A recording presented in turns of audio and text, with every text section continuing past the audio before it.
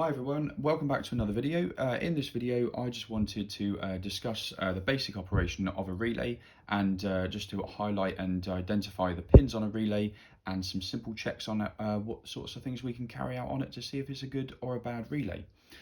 If you see here, I've got two relays to show you. Okay, if we turn them to their side, we can just see them like this. One of them has the case removed so that I can show you the insides, and the other one has the case left on it. Over this side here, just turning to the side, we can see these are 4-pin relays, all right? And what we can see on this relay at the top, we have 4 pins all in the same diameter, all right? And then the lower relay that we've got here, we've got 2 small pins and we have 2 large pins. This is where we can carry out a visual inspection just by looking at the size of the pins for what they are actually responsible for.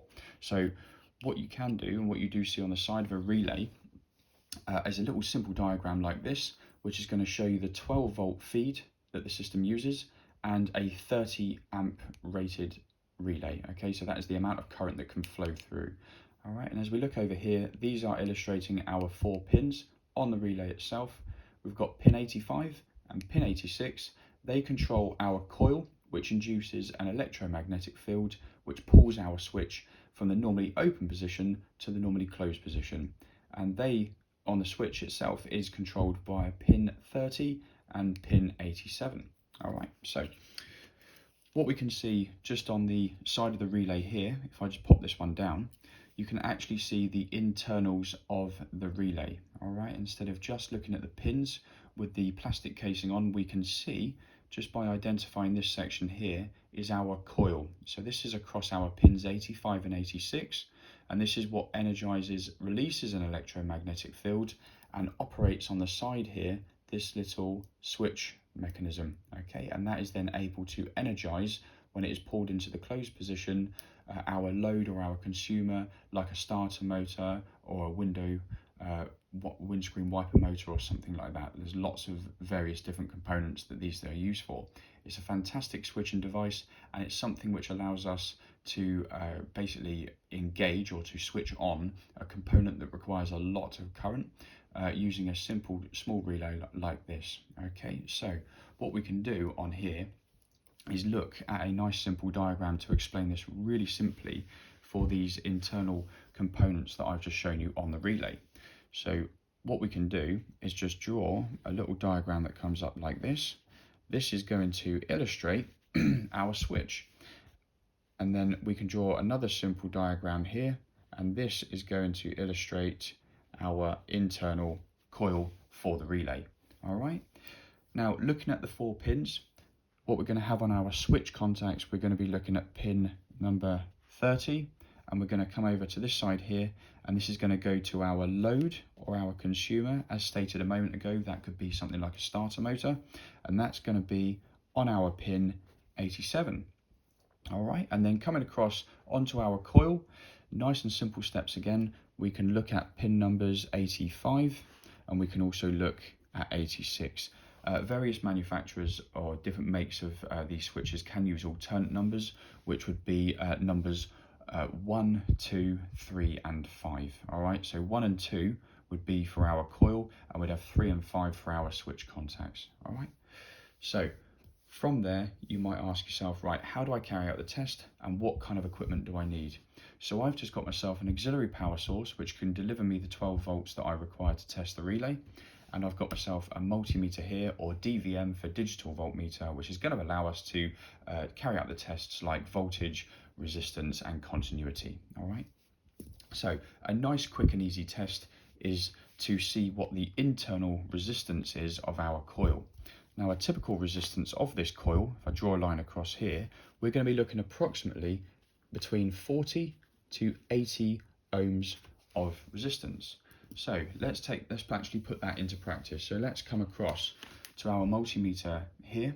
Now you can see all the way around the multimeter you've got various settings, all right? And this one very fortunately comes with a hold setting. So if you wanted to keep a reading up here to refer back to, you can press hold and that keeps that reading there for you. Now just down here, it's like a little headphone symbol. That is our ohms resistance symbol. We've got a V up here, with a little squiggly line, that gives us an AC voltage, so alternating current. And we've got the V over this side, straight line and 3 dashes, okay? That's our DC, that's our direct current, and that's what we actually would look at more commonly. And as you can see just down here, we've got a sound symbol and a little diode, okay? That's our continuity. So that tests to make sure that we don't have a break in our circuit. Now what I'm going to do is I'm going to carry out a resistance check, because obviously resistance is very important to look at the internals of the coil. So if I just switch my multimeter on, I'm going to set it here. As you can already see, the dial is set to 200 ohms, okay? So we're looking to have a very, very low to no resistance within this circuit. So if I just pop this on here, you'll be able to see the screen nice and clearly. And then if I just take my leads to my multimeter, and then I'm going to come across to this relay here that I showed you earlier, identifying the thick switches as our actual switch contacts on those pins, and then we can come across to these two thinner pins, which are our relay contacts. Now if I just hold my multimeter onto one side of that relay there, and I'm going to bring my multimeter onto this side here. Now that's giving me there that you can see an internal resistance of 77 ohms. Now always be accurate with your measurements. There's no point carrying out a test without knowing that your equipment is obviously working correctly. So just bring your terminals together like this, and then you can deduct, as you can see there, the reading from the meter. So I've got 0.2 there of an ohm. So for example, what I'd be looking to do there is come across onto my two coil pins here, and I can just come onto there, and I've got 77.2 ohms. So what that means is I'm going to take the 0.2 ohms away from the internal resistance I found in my leads just here, and that means that you just take that measurement off of the number that you get and you can record it. So let's just do that again. Come across these two pins here for our coil. Okay, just holding there for just a moment. We've got 77 ohms. So therefore deducting the 0.2 of an ohm would give us obviously 69.8. Okay, so there we go, we just deduct it. That's our internal resistance measurement. Now what we actually do to take this into consideration of energizing our coil, so this is what induces the electromagnetic field in the coil to pull the switch into the closed position. Now that allows electrons to flow along here and off to our consumer.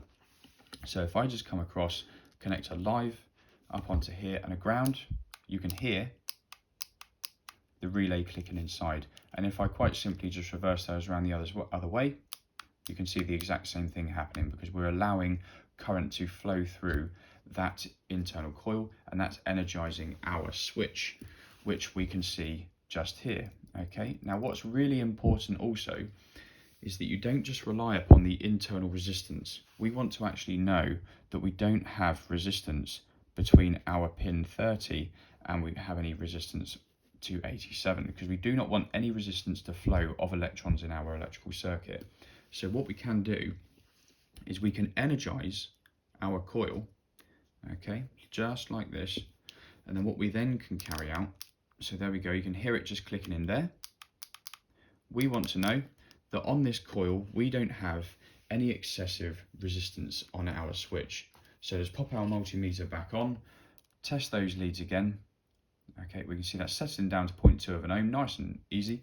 And then we come over here to our switch contacts, place one lead on the terminal on both sides of the switch.